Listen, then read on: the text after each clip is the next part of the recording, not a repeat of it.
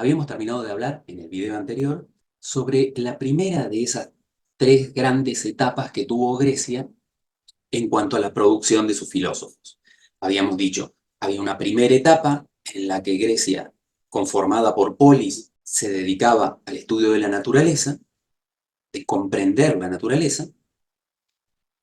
A esa primera etapa le llamamos etapa arcaica. Hay una segunda etapa a la que le llamamos etapa clásica o etapa socrática. La etapa arcaica normalmente la llamamos arcaica o presocrática. La segunda es esta etapa clásica o socrática, que es con la que vamos a empezar este video y que comienza cuando los medos y los persas intentan invadir Grecia. A partir de ese momento, la discusión deja de tener por centro cómo es la naturaleza. El problema de los griegos era político, era cómo organizarse para resistir, cómo negociar, cuáles eran las diferencias sociales y culturales con los otros pueblos, para ver con cuáles podían hacer acuerdos y con cuáles confrontar. Así que desde el 492, que comienzan estas guerras médicas, comienza una reagrupación de las polis, también un intento de defensa y además, después de lograr frenar a los medos y los persas como invasores, comienzan una expansión tratando de deshacerse de ese enemigo que está siempre acechando a las puertas de Grecia.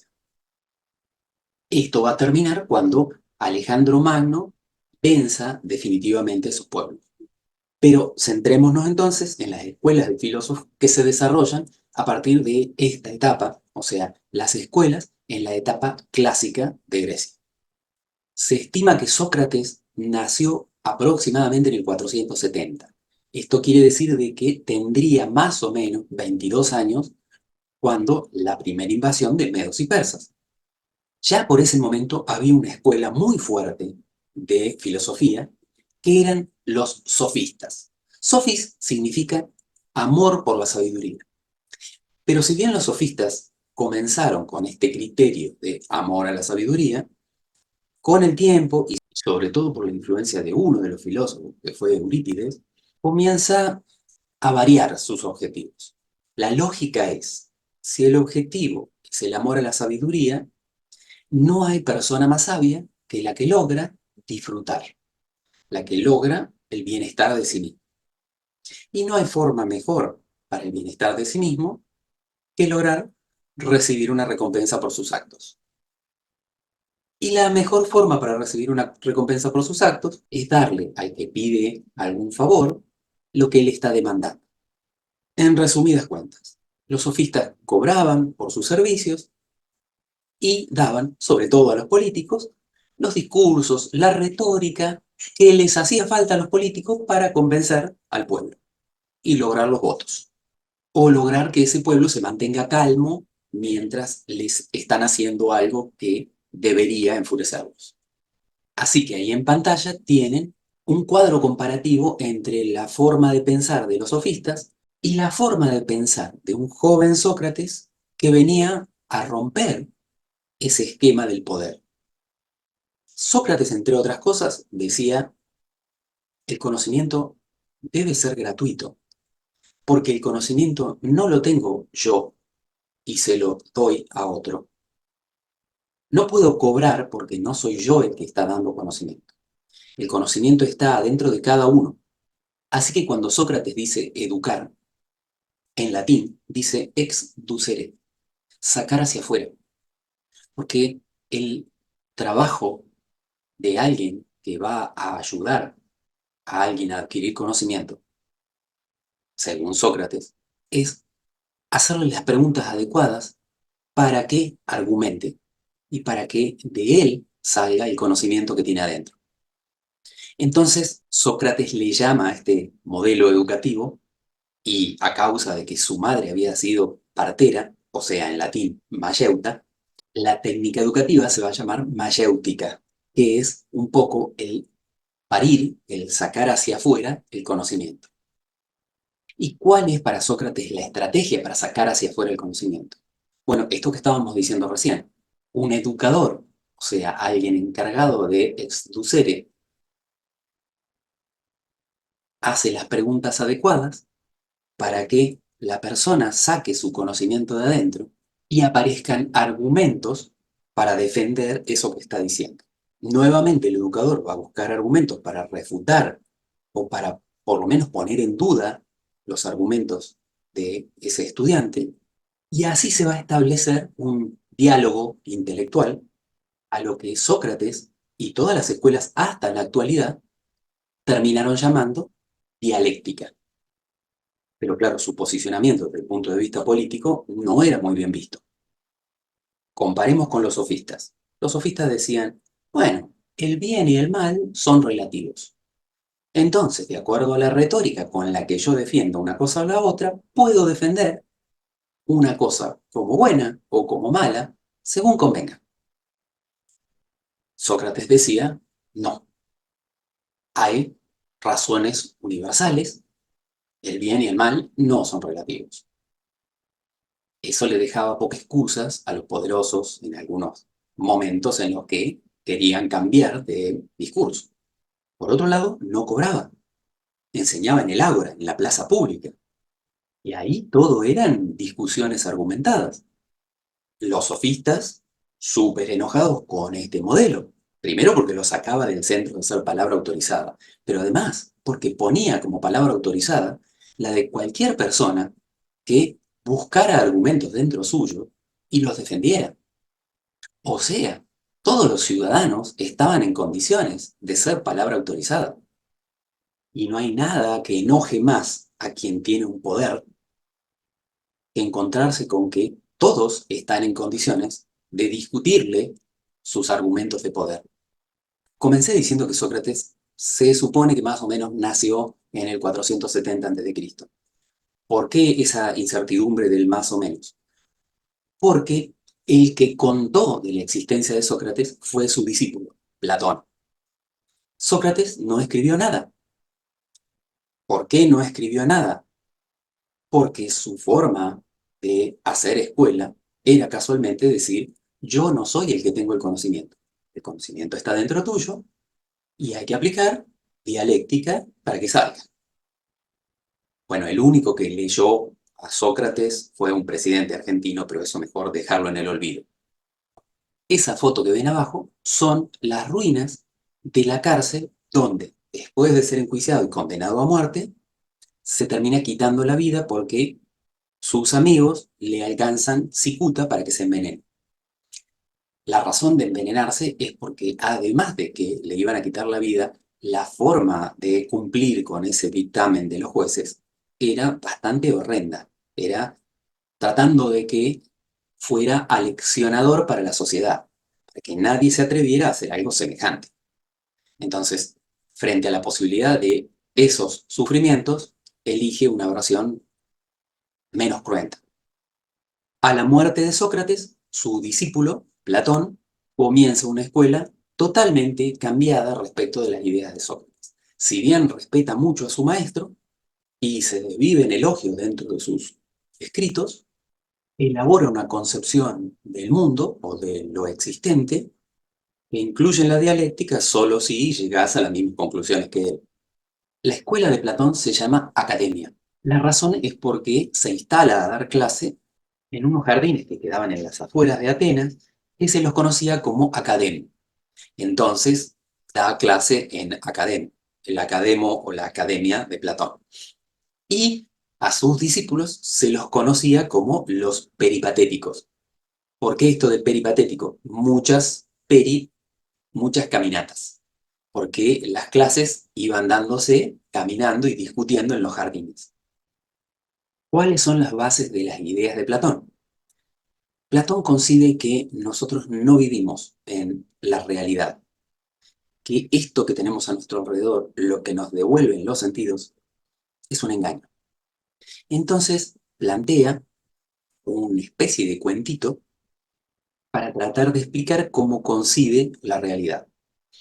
A este cuentito se lo conoce como la alegoría de la caverna. Cuenta que nosotros somos como esclavos que hemos nacido encadenados a una pared y que lo único que podemos percibir son las sombras que se reflejan en la pared enfrente de una caverna de las cosas que suceden afuera. Si nos preguntan, como nuestra única de referencia son estas sombras, esto que nosotros concebimos como realidad, lo que vamos a decir es que esta es la realidad. Pero Platón sostiene que hay un afuera de esta realidad que, del cual solamente nos enteramos por el reflejo o por las sombras que genera esa luz del conocimiento de afuera.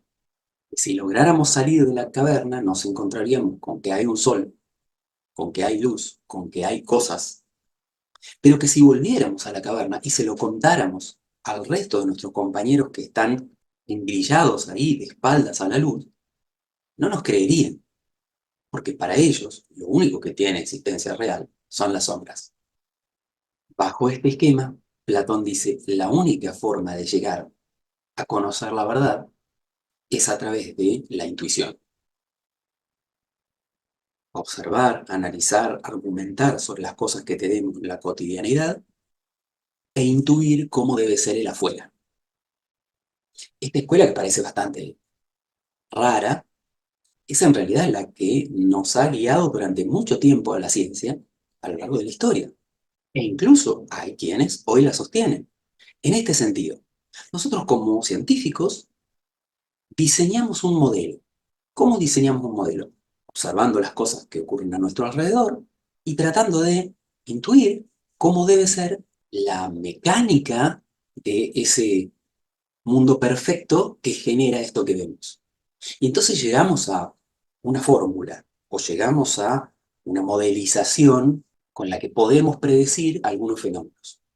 Y entonces hay muchos que dicen, ese modelo es el que me está diciendo la verdad de lo que sucede. O sea, la verdad es el modelo, el afuera de la caverna, el mundo de las ideas. Mientras que hay otra corriente que dice, no, el mundo de las ideas es solo una modelización, pero la verdad no la tiene el modelo, la tiene la realidad, las cosas que ocurren, así como ocurren.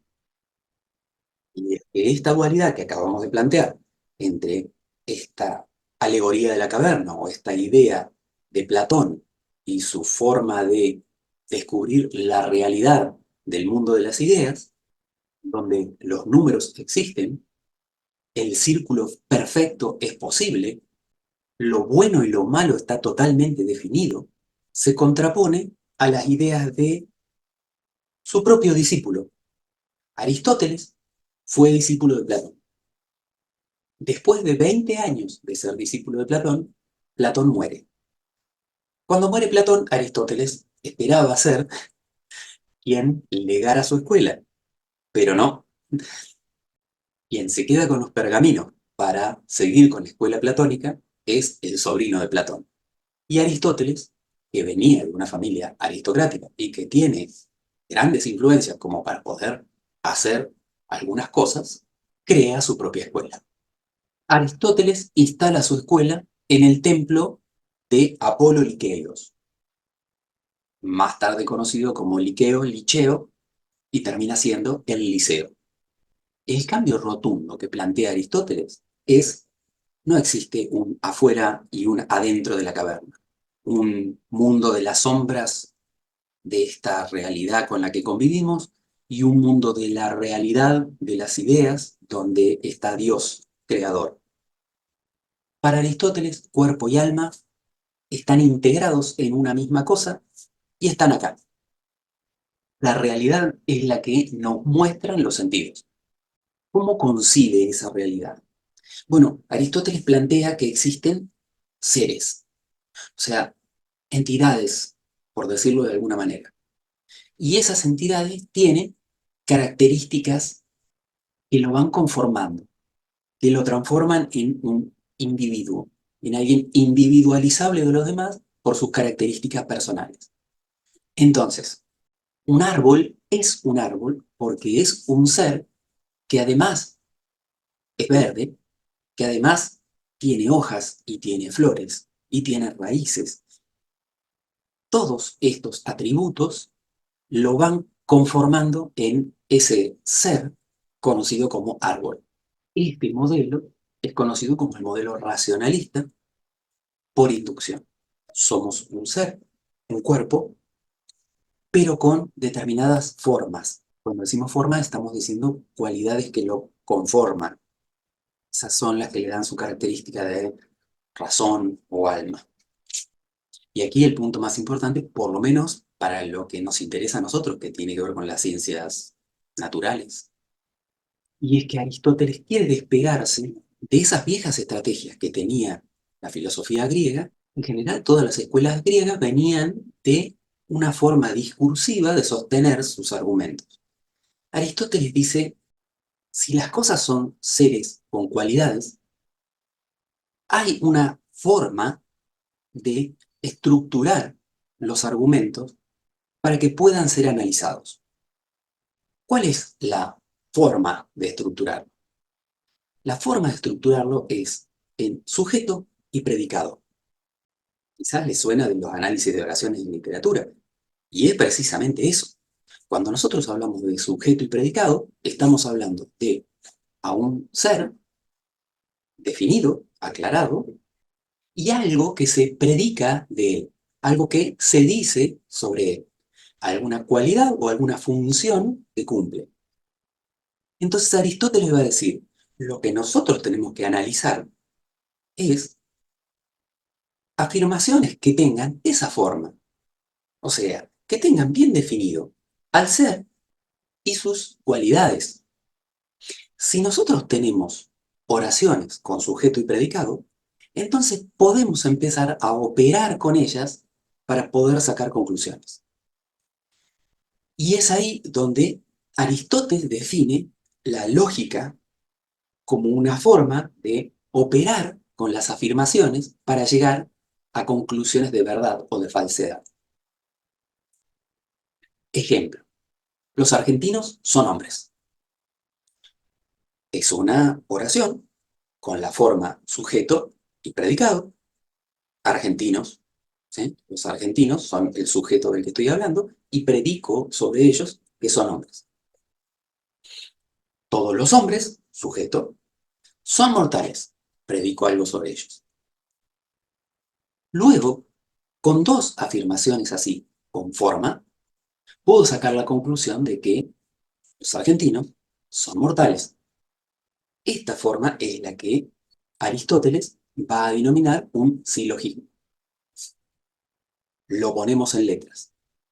Si A implica B, o sea, si un sujeto implica tal predicación, y si B implica C, entonces la conclusión verdadera que puedo sacar es que A implica C. Aristóteles acababa de darle forma a la lógica. ¿Y cómo me entero de que una de esas afirmaciones es verdadera? Por inducción. Observo un argentino y veo si es un ser humano. Observo otro argentino y veo si es un ser humano. Después de observar muchísimos argentinos, concluyo que los argentinos son seres humanos, mal generalizados como hombres. La forma de estar seguros de que una oración es verdadera es llegando a ella por inducción. Esto va a ser después discutido a lo largo de la historia, pero para ese momento el concepto de verdadero o falso estaba clarísimo. No había la posibilidad de un punto gris en una afirmación. Y como Aristóteles era hijo de ricos, y además fue recomendado para que fuera filósofo que le enseñara a Alejandro Magno, que fue quien encabezó el crecimiento de toda Grecia, las ideas de Aristóteles fueron que predominaron en general, por lo menos dentro de los círculos de poder. Las ideas de Platón fueron las que más predominaron entre los científicos, sobre todo entre los científicos que se iban a dedicar a las ciencias naturales. Ya Pitágoras tenía unas ideas bastante similares a las de Platón. Normalmente se dice Pitágoras fue el primer platonista, o sea, fue platonista antes de que naciera Platón, pero porque en su forma de pensar la naturaleza y los razonamientos, había mucho de lo que después Platón plasmó en esa famosa alegoría de la caverna y todo su pensamiento. Lo cierto es que muere Alejandro Magno, muere Platón, y comienza un periodo en el que Grecia comienza a retraerse, no solo geográficamente, sino también intelectualmente. Empieza a mirarse para adentro y a volver a mirar las cosas que pensó con anterioridad y a replantearse cosas. Y este periodo clásico o periodo socrático no se va a volver a repetir porque este estado de situación de la sociedad convulsionada, con culturas diferentes, con lenguas diferentes, con la necesidad de tratar de definir qué era lo verdadero, qué era lo falso, qué era ser un ciudadano, cuáles eran las cualidades de las personas, todo eso que les explotó en la cara con las guerras médicas y con la expansión de su territorio, ya no volvería a ser un problema para Grecia, y entonces volvería a dedicarse a rever estas ideas, pero también rever las viejas ideas de las ciencias naturales y todo eso. ¿Cuándo pasará eso? Bueno, a partir de esto, de la muerte de Alejandro Magno, la muerte de Platón, empieza ese otro periodo de recluimiento al que nosotros llamamos helénico. Uno de los principales exponentes de esta nueva etapa de los filósofos, en la que se dedicaron a rever lo hecho por los filósofos de la era arcaica y a repensar la naturaleza, es el emblemático Arquímedes de Siracusa. Desde la física, Arquímedes es recordado por esa anécdota en la que sale gritando Eureka, Eureka por las calles. Eureka en griego, lo encontré.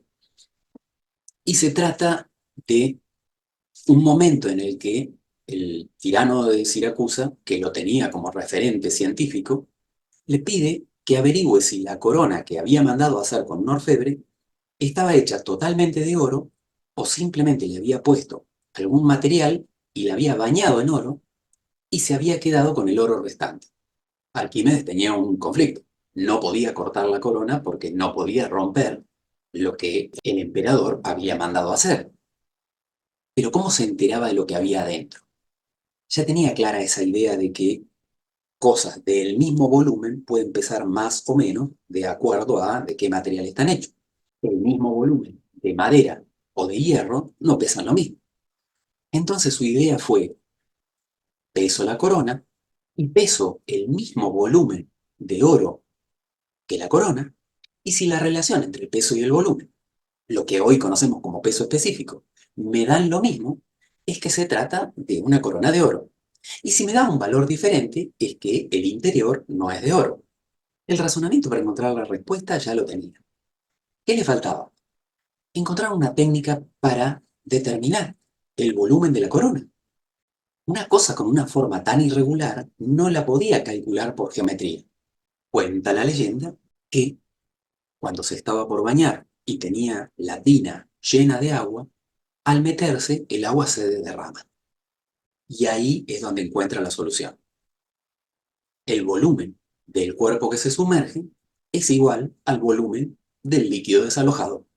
Y a ese líquido lo podía meter dentro de una figura geométrica, un vaso, un cilindro, y calcular cuál era el volumen de agua desalojada, o sea, el volumen de la corona. Lo encontré. Y eso salió gritando por las calles. Eureka, eureka.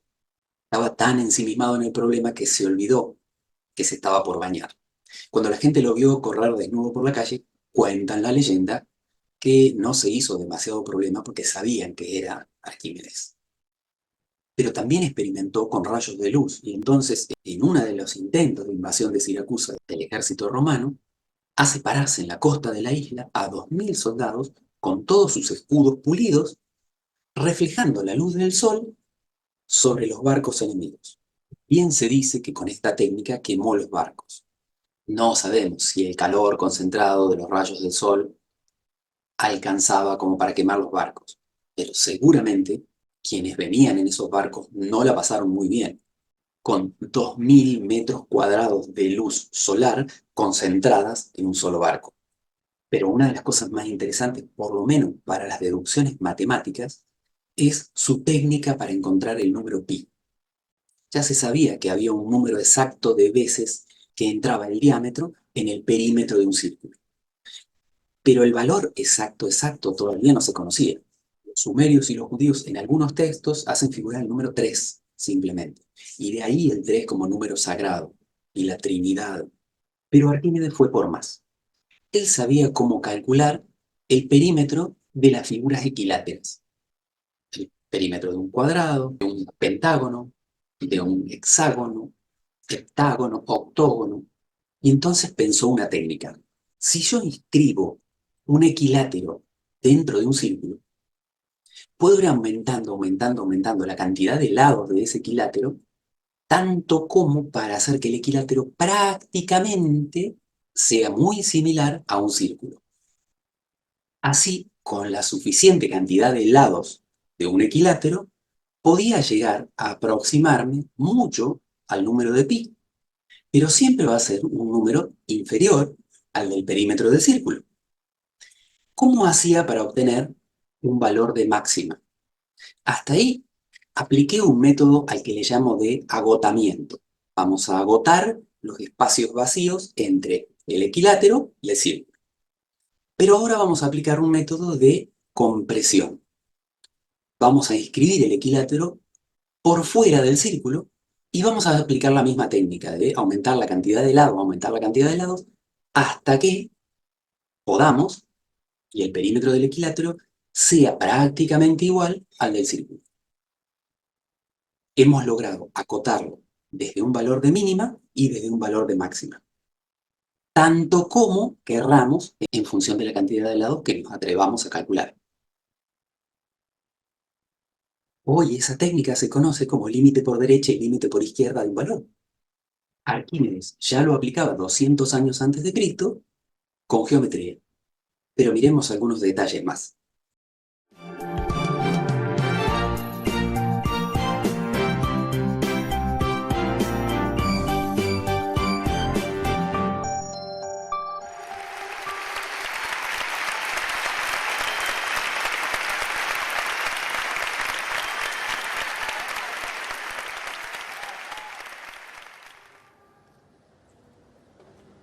Había corridas, gritos, fuego, lanzas por todos lados. Estaban invadiendo la ciudad.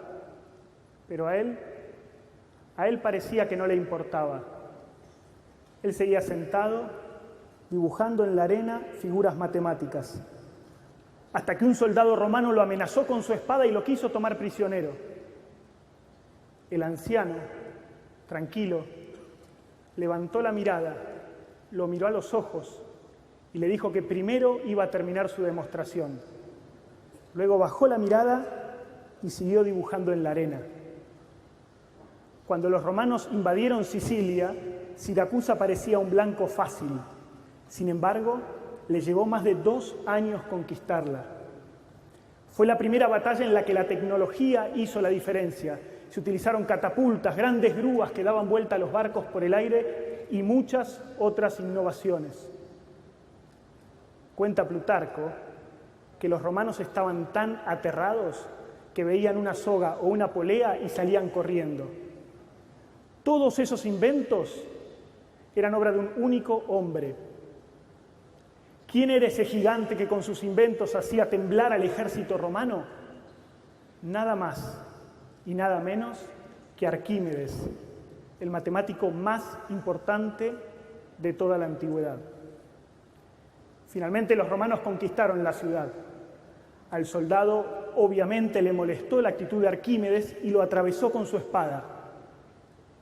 Un terrible error que tuvo que pagar muy caro, porque su general, Marco Claudio Marcelo, admiraba profundamente a Arquímedes.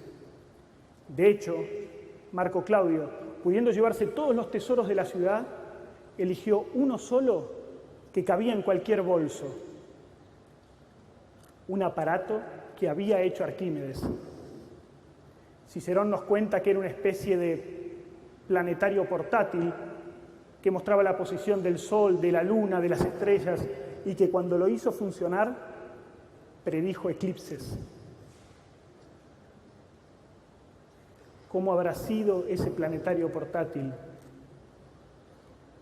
Cicerón dice que jamás pensó que un ser humano podía ser tan genial para hacer algo así. El general romano lo prefirió antes que a cualquier otro tesoro. ¿Cómo habrá sido? ¿Se imaginan lo que sería tenerlo en las manos? Poder estudiarlo, poder investigarlo, poder tocarlo. Sin embargo, como tantas maravillas de la antigüedad, se había perdido para siempre. O al menos eso parecía, porque en 1900 se encontró un barco hundido en el fondo del Mediterráneo, cerca de la isla de Anticítera, lleno de tesoros de la época de los griegos, impresionantes estatuas, joyas, monedas, y algo muy curioso, esto, un montón de fragmentos de lo que parecía ser una especie de reloj antiguo lleno de engranajes. Esto ya era tremendamente revolucionario porque aparatos así aparecen recién a fines de la Edad Media, 1500 años después. ¿Estaríamos frente a los restos del aparato de Arquímedes? Para contestar esta pregunta, primero teníamos que reconstruir el aparato original a partir de los fragmentos y volver a hacerlo funcionar. Una tarea quijotesca que ya lleva más de un siglo. En los años 50 trabajó un norteamericano, Sola Price, y luego dos británicos, Michael Wright a partir de los 90 y Tony Fries y su equipo, que arrancó en el 2000. Justamente el equipo de Fries sacó unas tomografías de muchísima resolución que nos permiten ver el interior de los fragmentos. Miren ustedes. Empezamos desde afuera y de a poco vamos entrando en el fragmento. Esto es importantísimo porque, por supuesto, en el museo no nos permiten romper el mecanismo para ver lo que hay en su interior. Miren cómo están esos dientes, miren cómo se han conservado 2000 años debajo del agua. Ahora están publicitando las primeras tablets que son sumergibles. Esto es sumergible, 2000 años debajo del agua. Miren cómo está, es una locura. Según lo que hemos podido reconstruir hasta ahora, el mecanismo estaba protegido por una caja de madera y tenía una tapa delante y una tapa atrás. En la parte de adelante tenía dos escalas concéntricas. Una estaba dividida en los 12 signos del zodíaco y la otra en los 365 días del año. Sobre esas escalas gira una aguja que muestra al mismo tiempo la posición del sol en el cielo y el día del año. Pero sobre esas escalas también gira otra aguja que muestra la posición de la luna en el cielo. El error de esa aguja, según los valores actuales, es de 0,0002 días por vuelta. Pero eso no es todo. La luna, en su recorrido, no va a una velocidad constante, sino que a veces acelera y a veces desacelera. Estos tipos habían logrado que la aguja de la luna tampoco fuera a una velocidad constante, sino que de hecho acelerara cuando la luna va más rápido y desacelerara cuando va más despacio. Y como si esto fuera poco, además, la aguja de la luna tenía una pelotita, mitad pintada de negro y mitad pintada de blanco, que giraba mostrando las fases de la luna. Si me preguntan a mí, solamente Arquímedes puede haber hecho algo así. En la parte de atrás tenemos dos grandes relojes en forma de espiral. El de abajo es un predictor de eclipses. ¿Se acuerdan que Cicerón dijo que el de Arquímedes predecía eclipses? Los eclipses se repiten cada 223 meses. Para cada uno hay una celda, la mayoría están vacías, pero cuando hay un eclipse, la celda informa si será solar o lunar, si se lo podrá observar o no, e incluso a qué hora sucederá. El de arriba tiene dos pequeños relojes en su interior. Uno de esos da una vuelta cada 4 años y le informaba al usuario cuándo sucederían las Olimpiadas.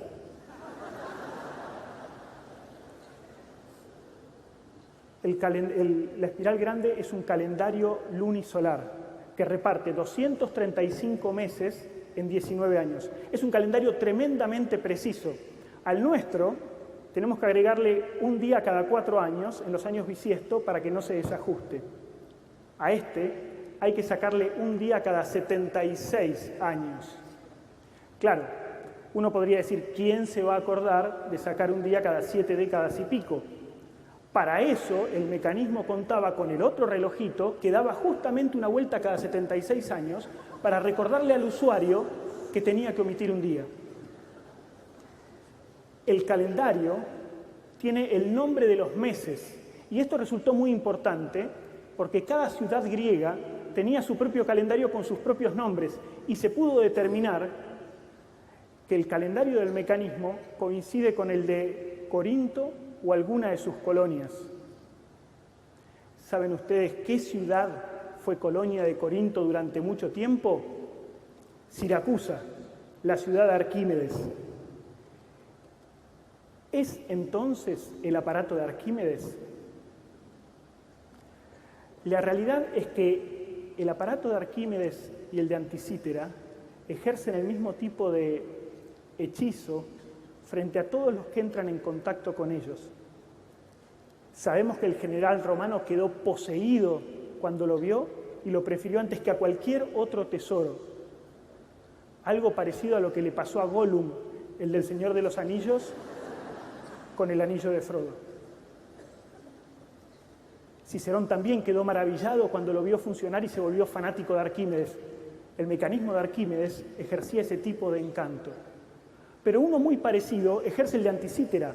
Sola Price, una vez que conoció los fragmentos, trabajó con ellos hasta su muerte. A Michael Wright casi lo echan del trabajo por investigar este aparato. Tony Fries hipotecó su futuro económico para financiar la investigación. Yo mismo debo confesar que también caí bajo su encanto y hace ya 5 años que trabajo ininterrumpidamente en el mecanismo.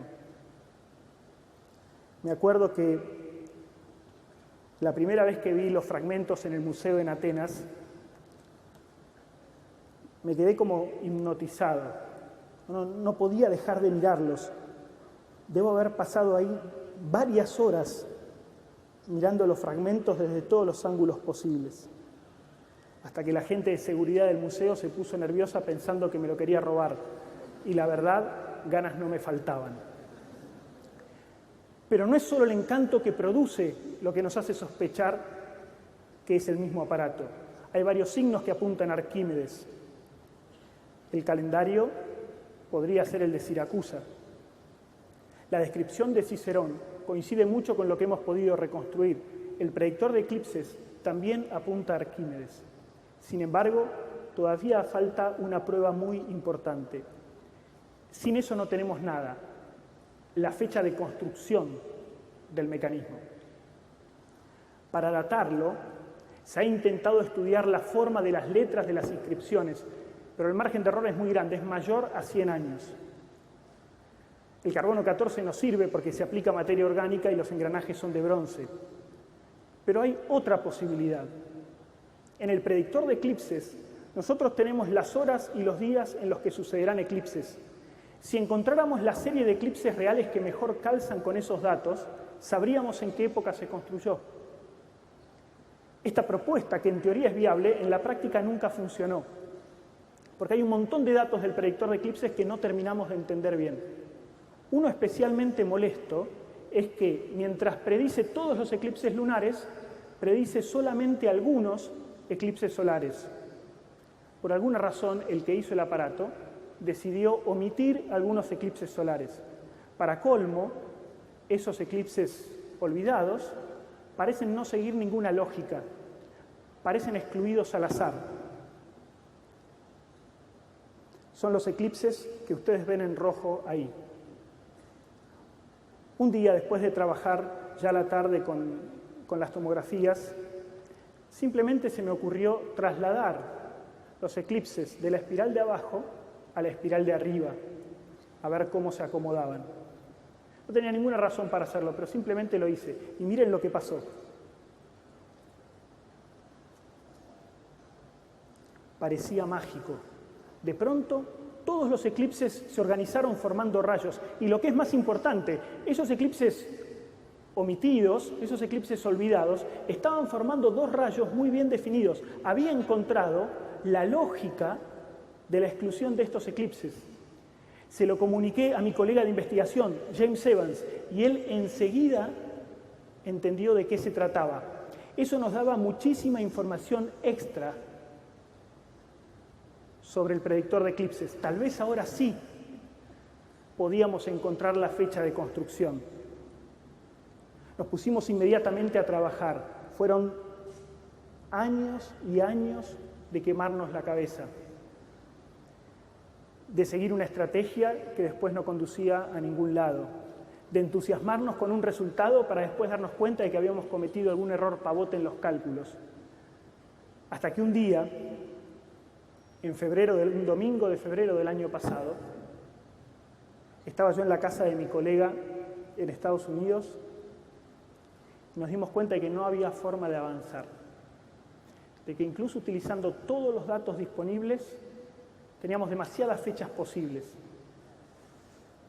Me acuerdo que esa noche nos despedimos con la sensación amarga de que el proyecto, que ya llevaba más de 3 años, había fracasado. Yo no lo podía creer. Frente a él disimulé, mantuve la compostura, pero cuando bajé las escaleras, yo dormía en el sótano de su casa, está lleno de libros de historia de la astronomía, es espectacular. Cuando bajé las escaleras y me senté en la cama, no lo podía creer. No podía hacer el duelo. Tantos años trabajando y no habíamos llegado a nada. Me puse a repasar, me puse a hacer las cuentas de nuevo, me puse a revisar todo, hasta que de pronto se me ocurrió considerar un dato de la anomalía lunar que no habíamos tenido en cuenta. Y ese dato resultó tremendamente poderoso. Hice las cuentas y eliminó a todos los candidatos excepto uno. Esa noche encontramos el resultado. Pensar que estuvimos a punto de abandonar, que estábamos ahí nomás de la solución. Hoy, después de más de 1 año y medio de revisar cuidadosamente todos los cálculos y de chequear absolutamente todos los datos, les puedo anunciar oficialmente que el primer eclipse del mecanismo sucedió el 25 de junio del año 205 a.C. a las 15:35 hora local de Atenas. Eso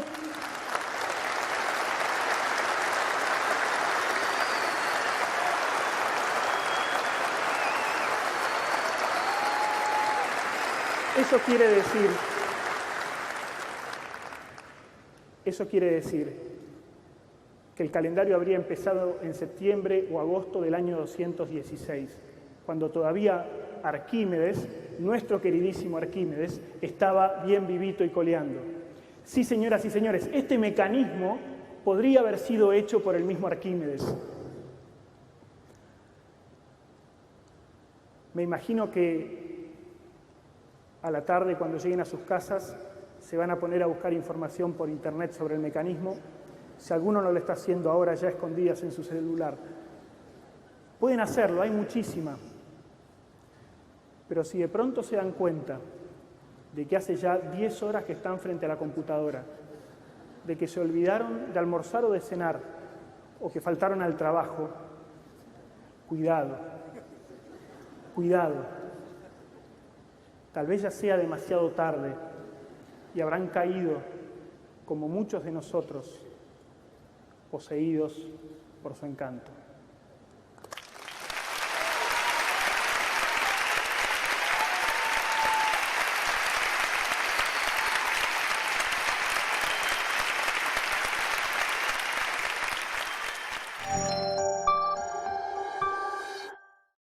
Pero Aristóteles no era el único exponente griego del helenismo que nos sorprendió con sus desarrollos.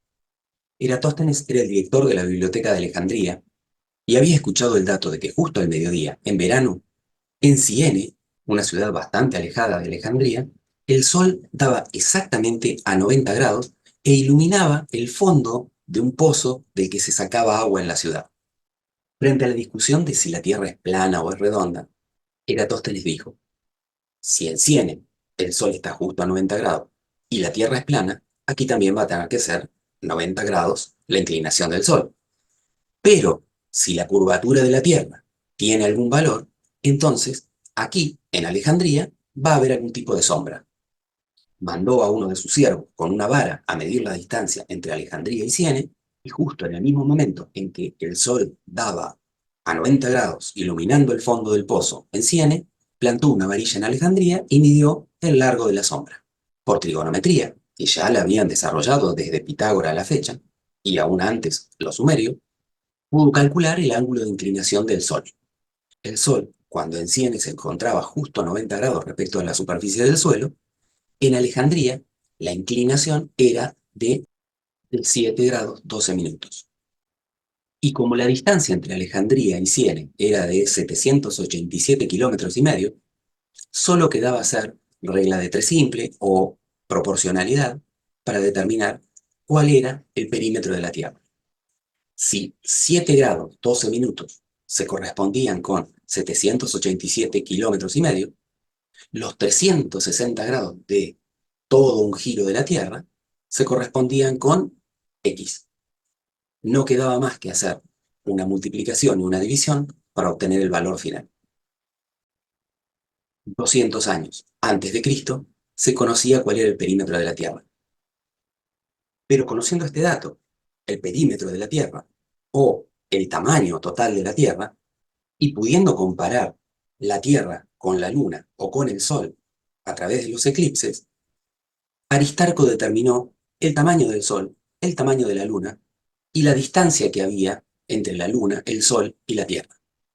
Cuando en la Edad Media discutimos si la Tierra es plana o es redonda, en realidad la discusión pasa por ciertos círculos donde se oficializaba el concepto de verdad. Quienes conocían de ciencia y quienes tenían acceso a los libros griegos no dudaban de nada de todo esto.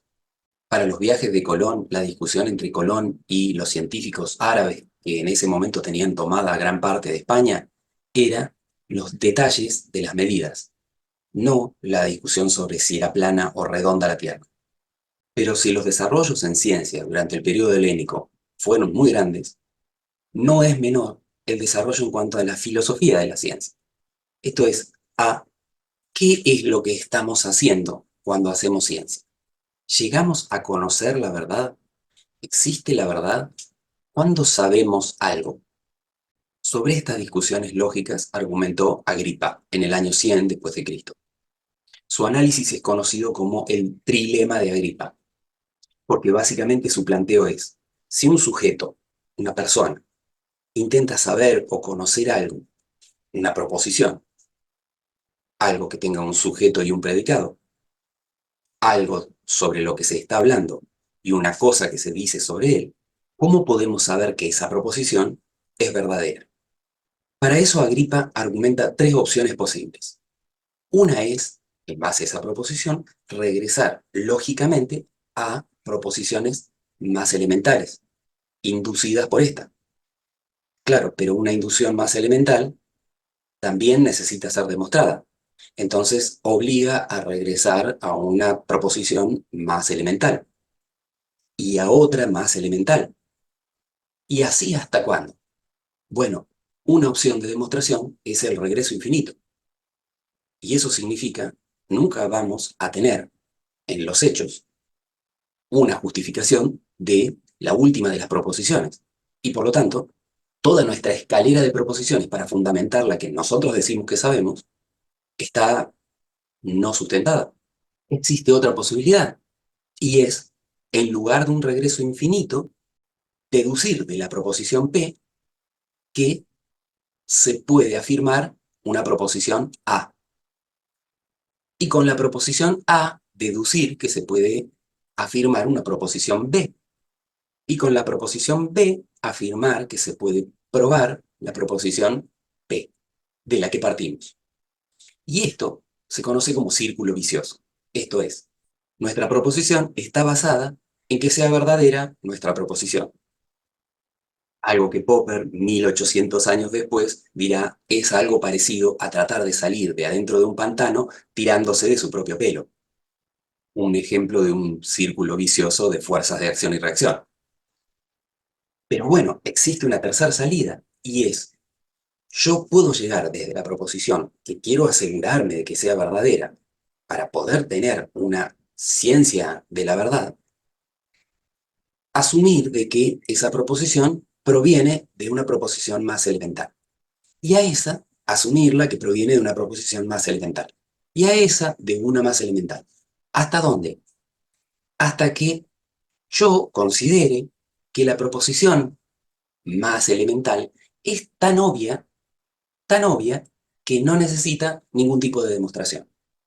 A eso es a lo que se conoce como axioma, o en algunos casos postulados.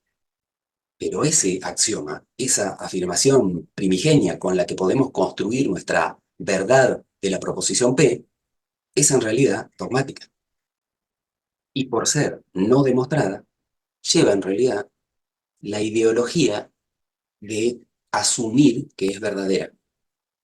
Así es que los griegos, 100 años después de Cristo, ya estaban planteando estos conceptos que nos empezaron a hacer ruido a nosotros por el 1930, 1950.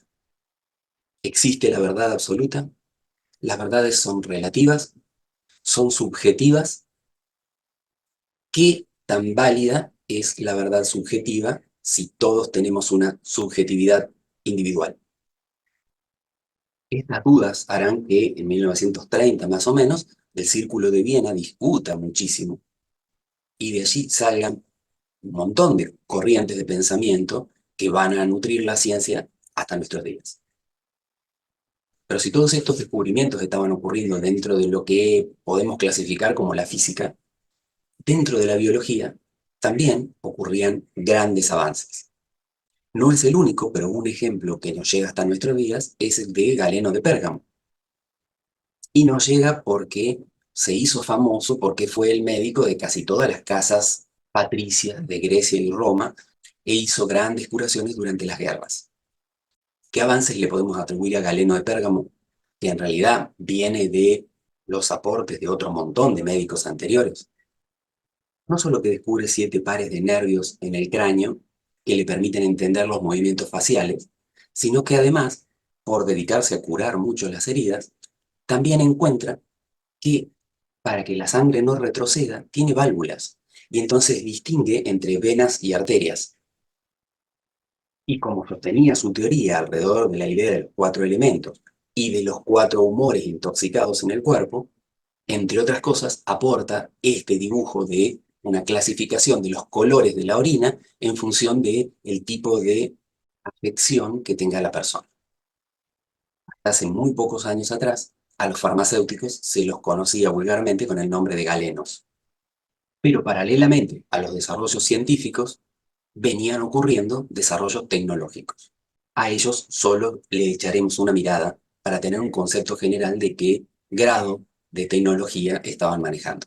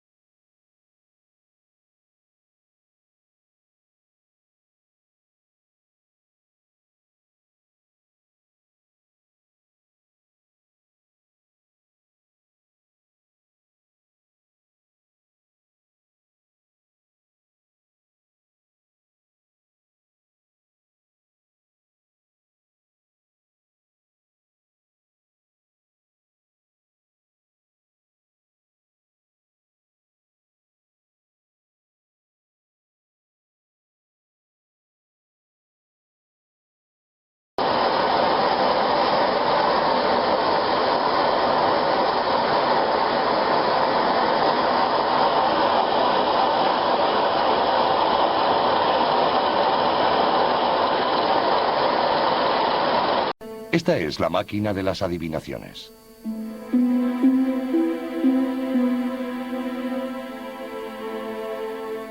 Una de las razones para visitar el templo era descubrir qué les depararía el futuro, y los antiguos pagaban gustosamente por conocerlo. El fiel que entrara en un templo equipado con uno de estos mecanismos no podría ver su funcionamiento. En la oscuridad del interior solo vería esta rueda y un...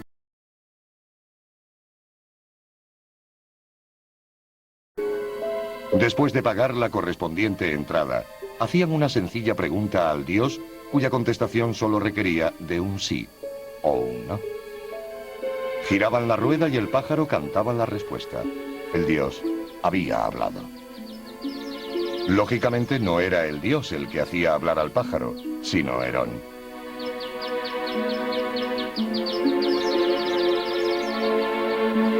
En el interior del mecanismo una serie de ruedas dentadas, cuerdas y poleas hacían cantar al pájaro cuando se giraba la rueda.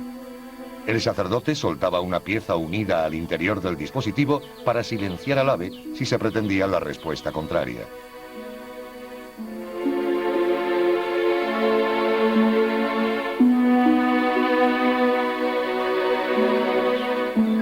Cantar era una respuesta, no hacerlo otra. El sacerdote podía escoger la más apropiada.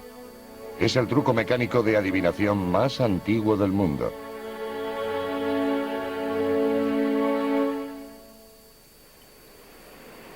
¿Y la canción del ave?